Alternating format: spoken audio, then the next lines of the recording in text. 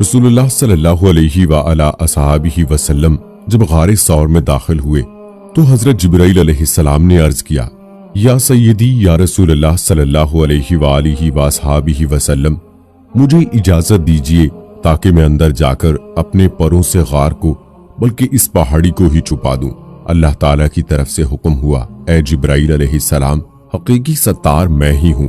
मेरा कमाल कुदरत इस अमर का मुतकाजी है कि मैं अपने कमजोर तरीन मखलूक के जरिए मकर फरेब को दूर करूं।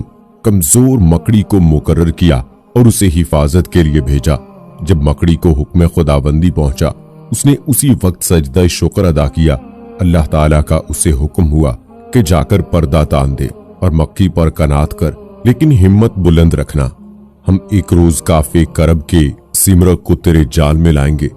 मकड़ी इस उम्मीद पर 700 साल इस गार के मुंह पर बैठी इंतजार करती रही।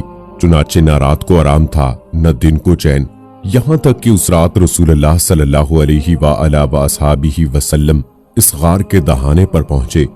मकड़ी ने रसूलुल्लाह सल्लल्लाहु अलैहि व अला असहाबिही वसल्लम की तरफ इशारा करके कहा, मुझ कमजोर को आप सल्लल्लाहु अलैहि व अला असहाबिही वसल्लम के दीदार का वादा दिया गया है, तशरीफ लाइए ताकि आप सल्लल्लाहु अलैहि वसल्लम की जियारत से अपनी आंखें ठंडी करूं।